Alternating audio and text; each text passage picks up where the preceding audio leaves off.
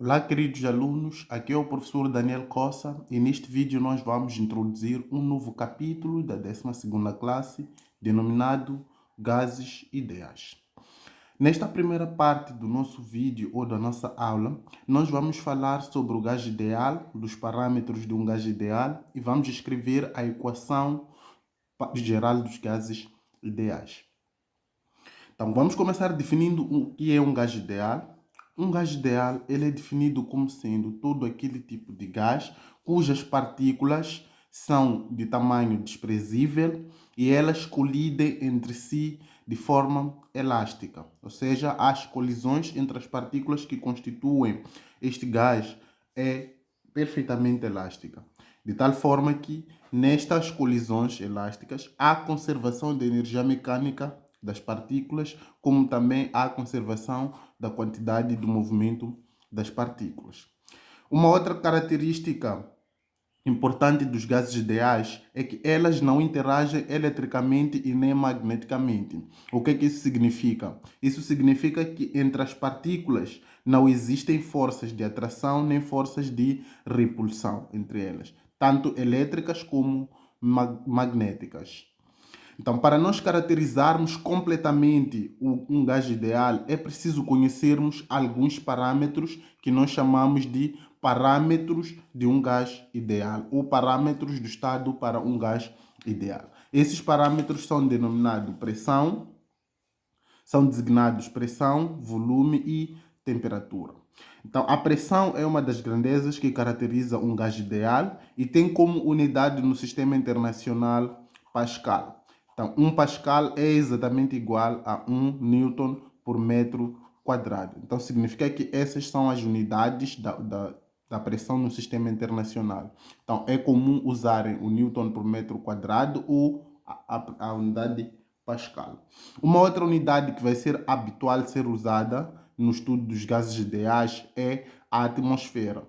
Então, uma atmosfera equivale a 1 vezes 10 elevado a 5 pascais, ou a 5 newtons por metros quadrados. Então, esta é a relação que nós vamos, se for necessário, transformar para o pascal. Essa é a relação que nós vamos usar.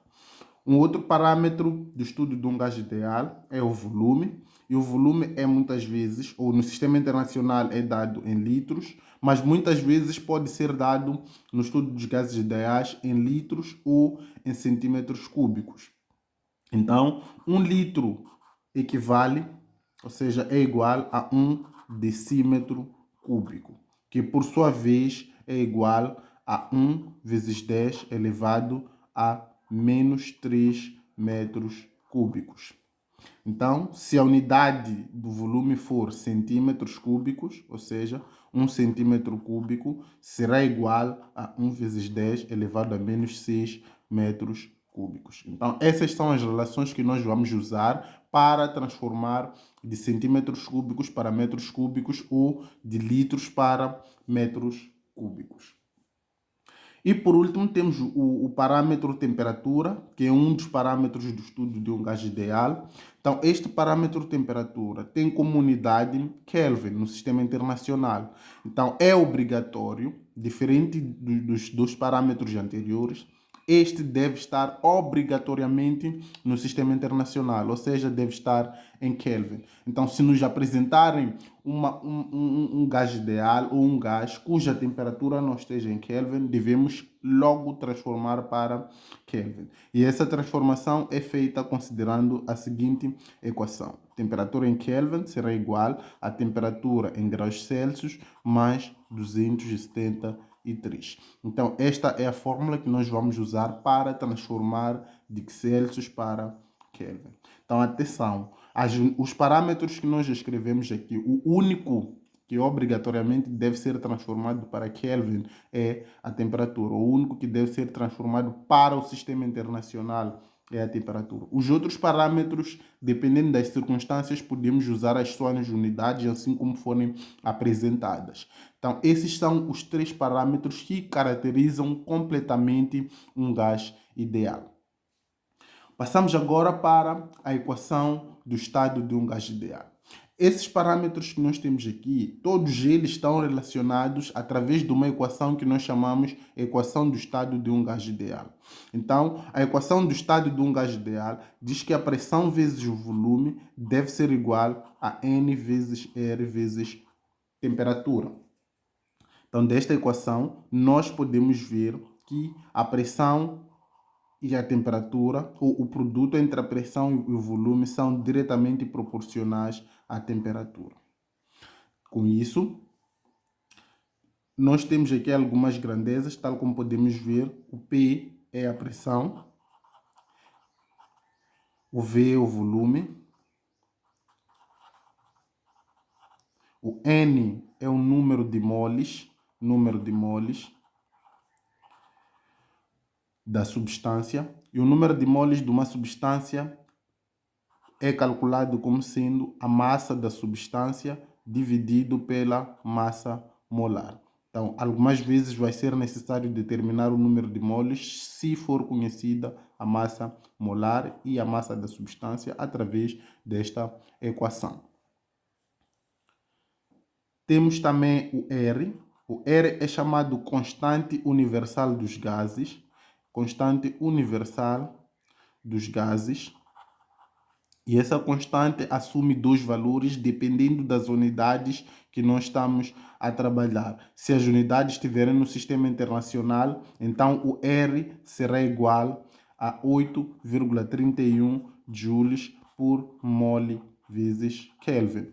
Agora, se as unidades não estiverem no sistema internacional, ou seja, se a pressão for dada em atmosfera e o volume for dado em litros, então o R será igual a 0,082 atmosferas vezes litros dividido por mole vezes Kelvin. Então, estas são as unidades da constante universal dos gases, considerando as unidades dos parâmetros que nós tivermos na equação. E, por último, temos o T, que representa a temperatura. E essa temperatura é sempre dada em kelvins. Então, aqui nessa equação nós devemos considerar alguns aspectos. Por exemplo, o N e o R são uma constante para os gases, no caso. O N pode variar do tipo de gás, mas também é uma constante, é um parâmetro que durante uma transformação não vai alterar. Então, se nós considerarmos este aspecto, passando o T para o primeiro membro, ficamos com P vezes V dividido por T, uma vez que o T está a multiplicar, quando passa para o primeiro membro passa a dividir. E esta razão é igual a N vezes R. Então, como estava a dizer, este valor aqui, durante uma transformação, não altera. Isso significa que P vezes V sobre T é igual a uma constante, ou seja, não vai alterar o valor de N vezes R durante uma transformação termodinâmica. Então, como o valor não altera, então significa que o valor vai ser constante. Se P vezes V dividido por T é uma constante, então com isso estamos a dizer que P vezes V sobre T é igual, num certo estado, que é o estado 1, vai ser igual a P2 vezes V2 dividido por T2 num outro estado diferente do primeiro estado. Então, essa é uma das equações fundamentais da equação do estado. Então, temos duas equações aqui. A primeira equação é esta e a segunda é esta. Essas são as duas equações que nós queríamos mostrar neste vídeo. Espero que vocês tenham compreendido muito bem a relação das fórmulas que nós fizemos aqui e a explicação dada sobre os gases ideais. Então, esta é a primeira parte dos nossos vídeos. No próximo vídeo nós vamos resolver um exercício aplicando essas duas fórmulas que nós aprendemos nesta aula e depois do próximo vídeo vamos estudar os isoprocessos. Muito obrigado por terem assistido o vídeo até o fim. Espero que tenham gostado. Caso tenham gostado do vídeo, deixem o vosso like, deixem as vossas sugestões nos comentários e até o próximo vídeo.